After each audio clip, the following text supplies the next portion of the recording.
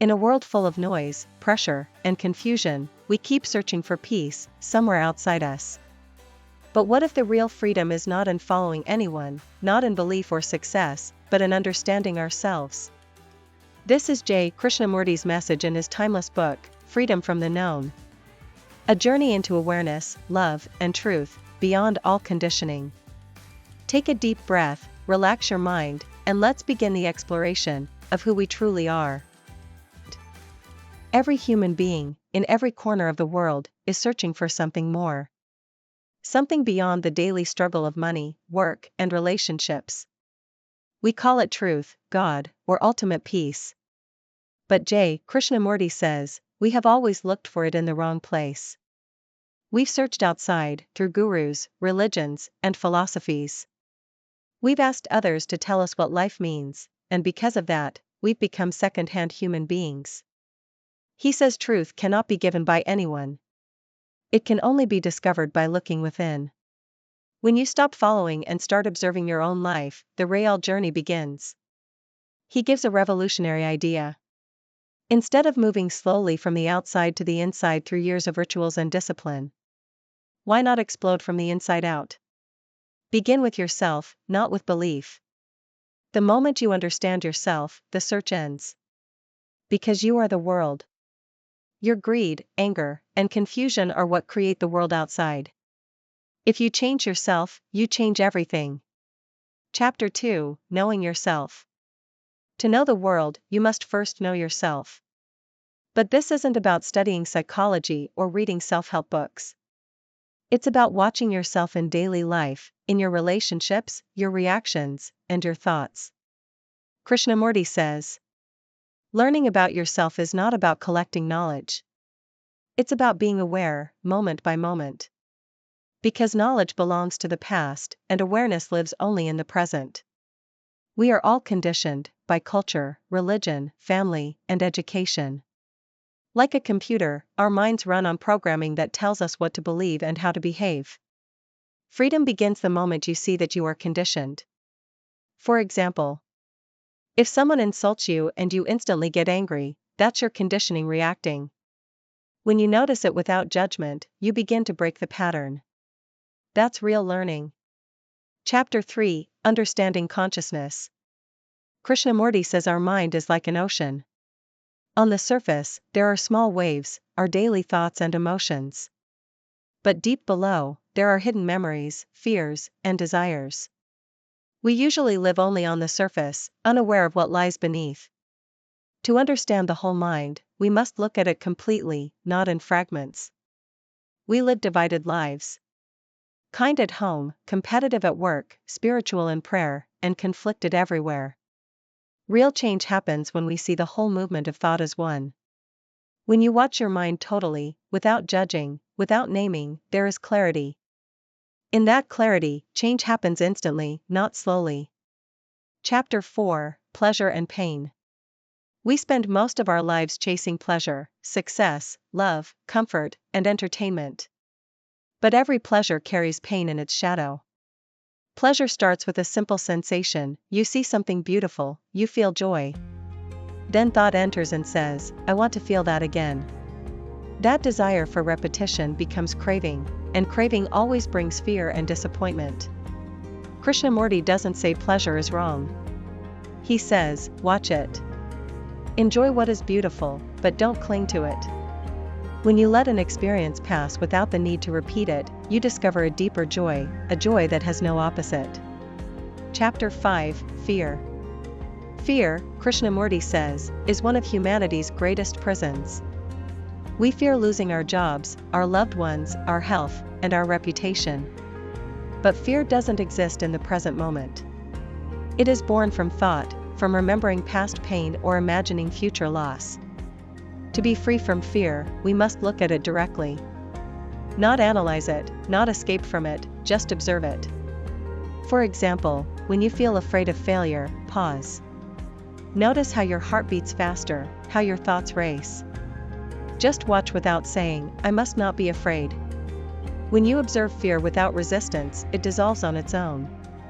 Freedom from fear is not courage. It is the total understanding of fear itself. Chapter 6, Violence. Violence is not only in wars and crimes.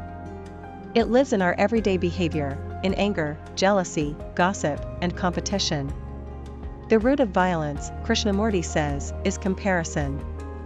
When you compare yourself with others, you create conflict. The desire to be better, stronger, or holier is also a subtle form of violence. To end violence, you don't have to control it. You only have to observe it without justification or condemnation. When you see that the observer is the anger, not separate from it, the division ends. And in that ending, peace is born. Chapter 7, Relationship and Loneliness. Relationships mirror who we are. Through others, we see ourselves.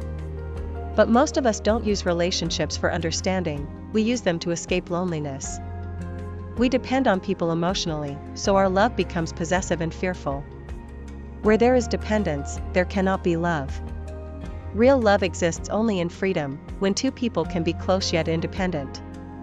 Like two trees growing side by side, not entangled, but sharing the same sunlight. Chapter 8, The Trap of Respectability. Society teaches us to become respectable, successful, admired, and accepted. But Krishnamurti calls this a trap. To be respectable is often to be dishonest with yourself. You do what others expect instead of what you truly feel. Real freedom begins when you stop trying to fit in. A person who lives truthfully may look rebellious to others, but that honesty brings peace. Chapter 9, Time and Transformation. We think inner change takes time, I'll improve slowly, I'll meditate more. But Krishnamurti says psychological change happens in an instant, not gradually. If you see a snake, you don't say, I'll stop being afraid tomorrow. You move instantly.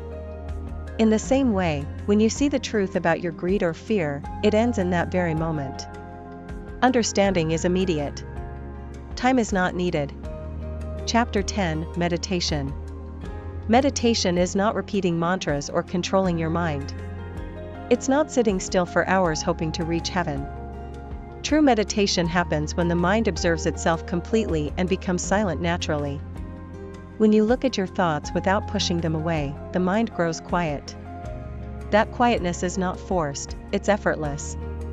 In that stillness, there is immense energy and clarity. That is real meditation, not escape, but understanding. Chapter 11, Authority and Freedom.